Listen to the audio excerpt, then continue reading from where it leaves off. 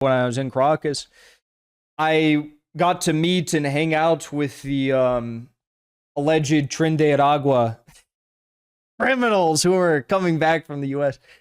These guys, they didn't even fit the mold of like what the CIA alleged Tren de Aragua was. The people I met were just like random young guys that were trying to find economic opportunities in the United States. They told me the jobs they worked. Most of them did Uber, DoorDash, Uber Eats, stuff like that. You get the idea. It's like they just make up a lie. They make a big scene of we arrested all these Venezuelan terrorists, narco-terrorists, and then they use this several months later to try and start a war.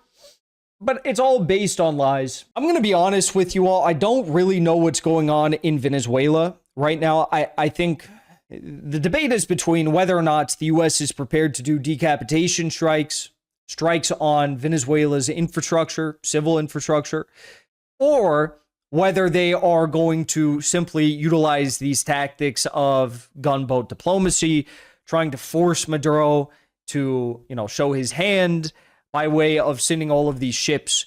15-20% of the U.S. Navy is now in the Caribbean encircling Venezuela. And if you judge the situation based on Trump's word, the situation becomes even more complex and hard to follow.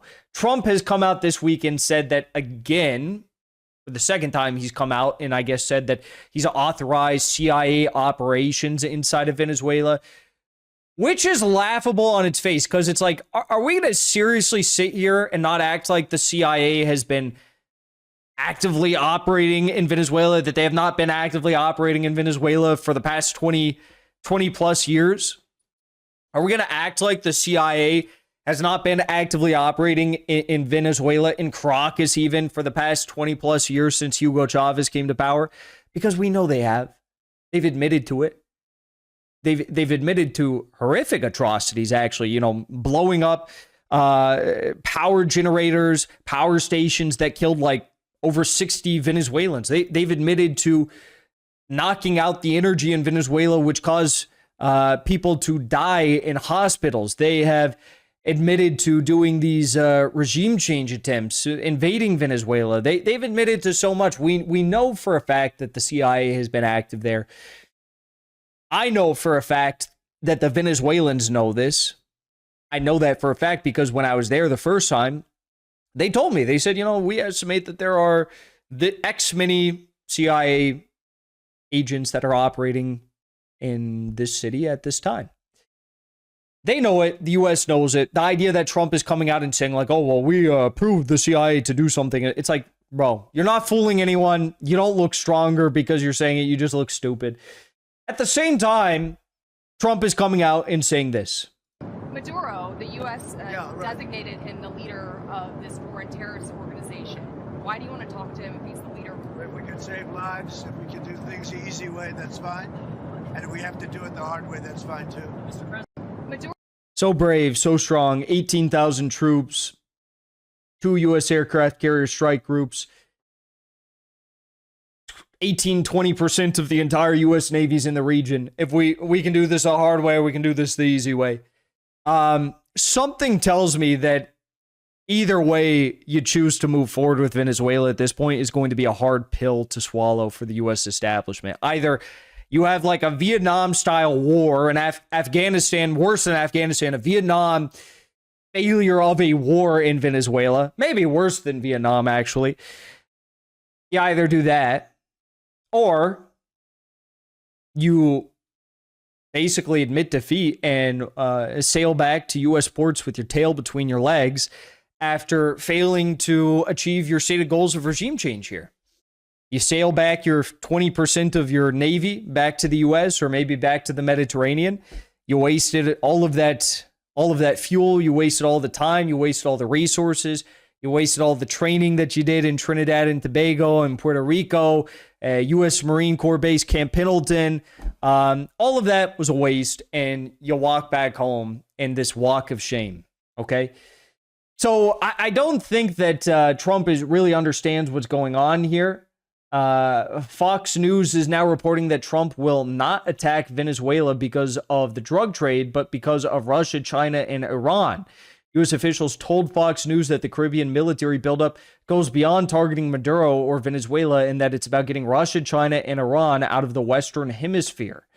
I just love this idea that like the U.S. controls the entire Western Hemisphere. It's Monroe Doctrine didn't make sense then, doesn't make sense now. Venezuela is a sovereign country. They can choose to do business with whoever they want, and they can choose to invite whoever they want into their country.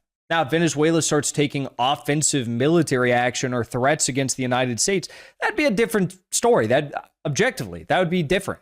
If they started pointing, ICBMs at the United States, Russian ICBMs, North Korean ICBM, that'd be a different thing. But they're not doing that. The top import-export trade partner of Venezuela is the United States. Chevron, U.S. company, accounts for 25% of Venezuela's daily oil output of 1 million barrels per day in total. Venezuela is not they're not North Korea, let's be real.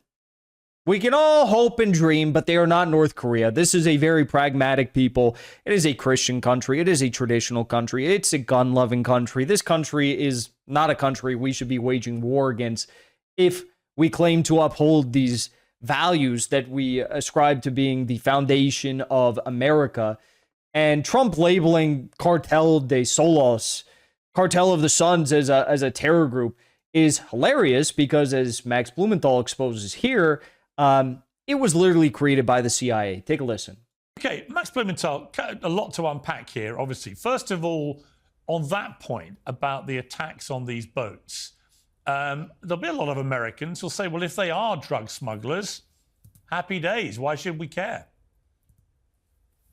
There are not a lot of Americans who believe that. Only 29% of Americans, according to a recent Reuters Ipsos poll, support these murderous attacks on supposed drug boats without due process that have killed citizens of Trinidad and Tobago, as well as Colombian citizens, and caused British government to suspend intelligence cooperation, as the virtual ambassador James Story just acknowledged.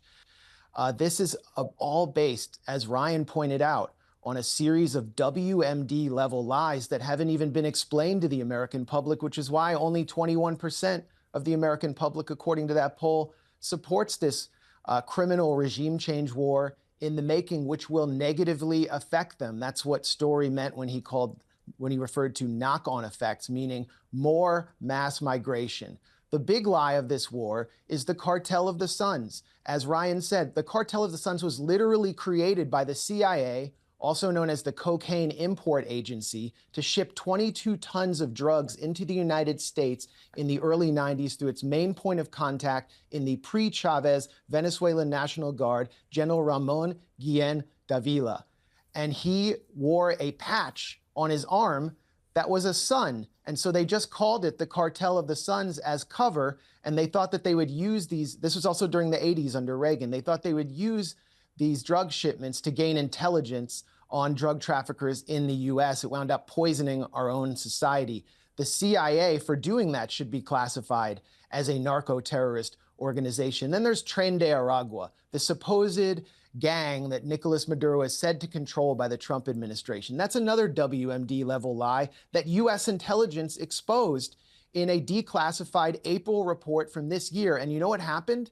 Director of National Intelligence Tulsi Gabbard came out and presided over the firing of the two officials who exposed the lie that Maduro controls TDA and is invading the United States. Why are migrants coming to our shores? It's because of the coup program, the regime change program that virtual ambassador and coup manager Jimmy Story and other U.S. foreign policy apparatchiks oversaw, which brought Venezuela's economy to its knees by 2020, reversing all the gains they had made when Hugo Chavez slashed extreme poverty by 50%. This caused mass migration, and it's not just according to me, it's according to Thomas Shannon, who was Undersecretary for the State Department in Donald Trump's administration, who said U.S. sanctions reduced Venezuela's economy to dust. He told this to the Washington Post, and it caused out-migration. So if Donald Trump is going to fall into Marco Rubio's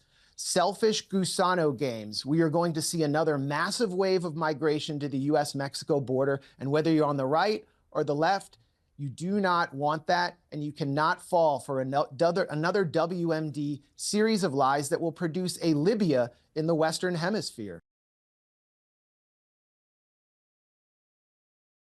Well said.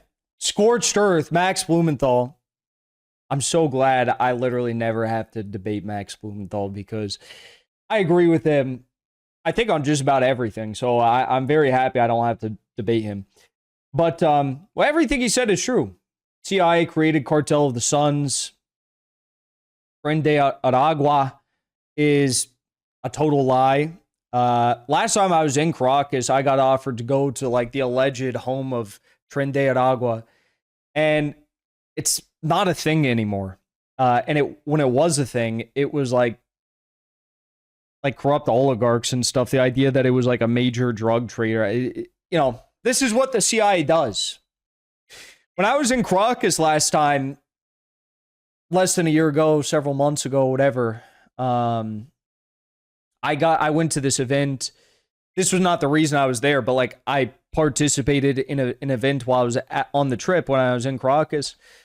And I got to meet and hang out with the alleged Tren de Aragua criminals who are coming back from the U.S. And, it was so interesting because these guys, they didn't even fit the mold of like what the CIA alleged Tren de Aragua was. They said that all these Tren de Aragua people, they all have the tattoos. And like the guys I met, like they had short sleeve shirts, they had short pants, short shorts, and they, there's no tattoos from what I saw. Allegedly, they're supposed to have tattoos on their arms visible or in their hands. Didn't see tattoos. I met these guys and, they were telling me what they were doing in the U.S. They were just trying to, essentially, they were like, look, the U.S. ruined our country via sanctions. We tried to go to the U.S. and have some sort of economic opportunity for our families, send back money. It's a very simple story. It's like the U.S. imposes sanctions, regime change on countries all across the world. Shocker, the migrants who are affected by these policies, the civilians, they come to Europe, they come to the United States to try and find shelter, safe haven, economic opportunities, and everyone gets upset by it. And it's like, well, maybe you shouldn't have supported the politicians that promoted these wars or these sanctions in the first place. I met the Tren de Aragua guys, after it was like 24 hours after they got off the plane back from the United States. Their mothers were there at this event. The mothers were so happy. They were crying, seeing their young boys for the first time. They were so worried that they were going to get thrown in prison, locked away in the United States for literally doing objectively nothing other than violating our immigration law and going into the United States illegally, which is a crime. But I mean, just kick them out. Don't indefinitely hold these people. Don't torture them. Don't deprive them of their basic human rights, right? So it was a very moving event. These guys, they're not gangsters. They're not criminals. Like, I know what gangsters are. Maybe, I don't know what Venezuelan gangsters are, as insofar as what the CIA claims they are. But they were definitely not the people I met. The people I met were just like random young guys that were trying to find economic opportunities in the United States. They told me the jobs they worked. Most of them did Uber, DoorDash, Uber Eats, stuff like that.